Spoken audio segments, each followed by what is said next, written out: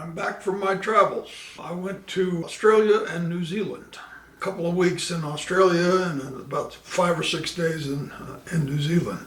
While I was there, I met up with Willow Wilson, and I also met up with Dan Laurie, who is a YouTuber, model railroader. Among his other interests and skills, had a wonderful time. Walked 65 miles in 18 days. Injured my knee somehow or other with all the walking, I guess. Suffering from that, but not too bad. I can walk. If I spend too much time on it, it can be painful. I'm trying to limit how much I'm walking around. Okay, here's the deal. I have to cut in to this section right here. And I've been looking at it. The wires that you see dangling down there were tucked up underneath. I have very large scale cup hooks all around the layout, and it serves as my wiring trough. So I just drop wires into those hooks and they hang there. The hooks go all the way around the layout, inside, outside. They follow the track.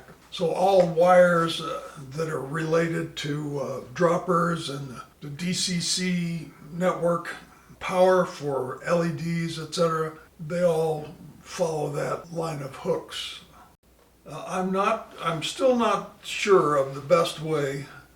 I don't know if you can see them. There are a couple of little red flags, my little red flags. Let's see if I can zoom in there a little bit. Oh yeah, you can see them good now.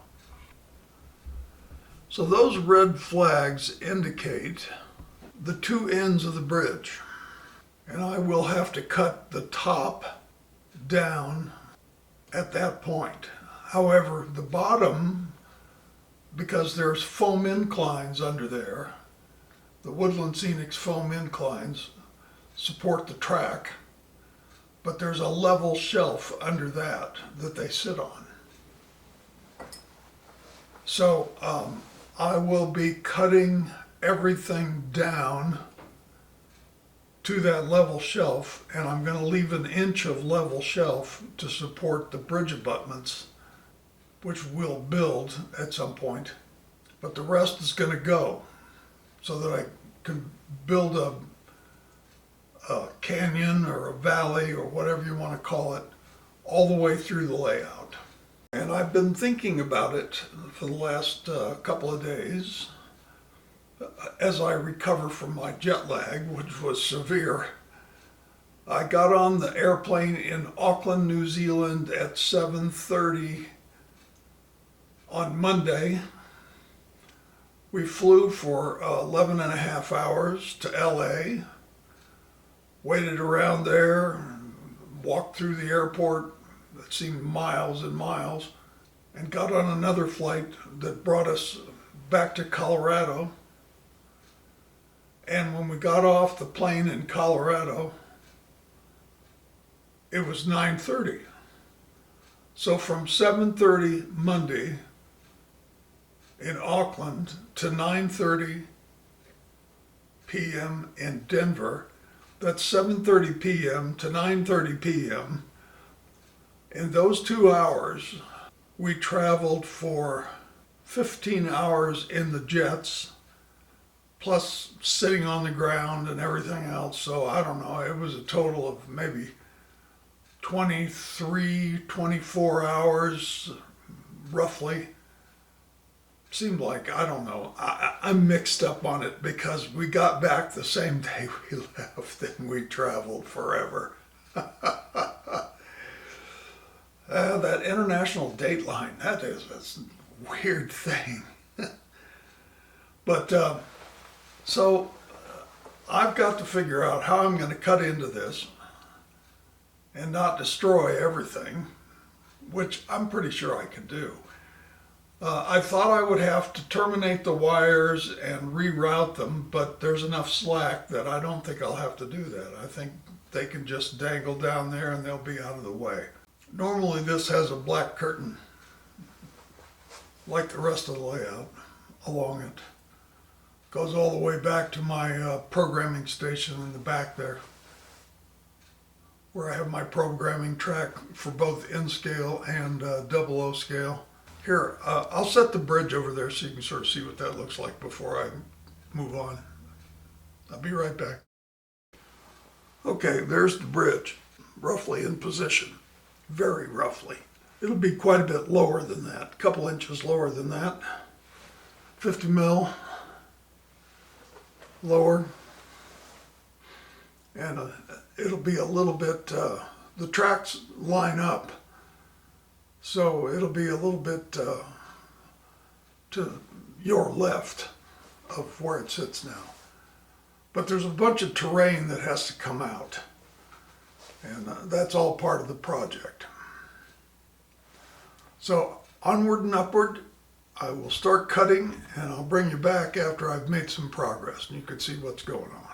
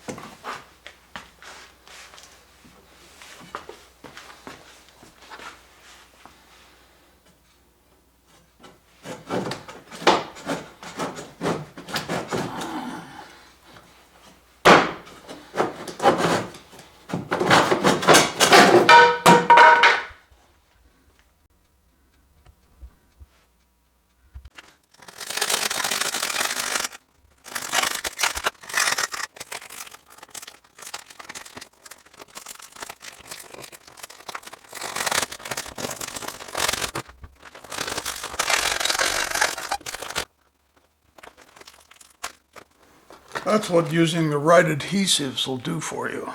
It's solid while it's down, and when you go to take it up, it's almost ready to go again. A little cleanup, and I'll be able to reuse this piece.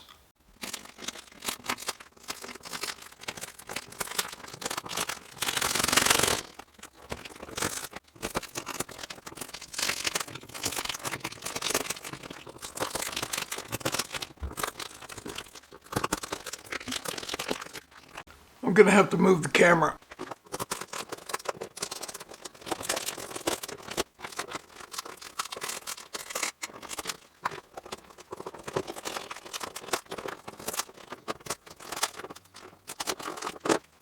Now this one's a little worse for wear, but probably salvageable.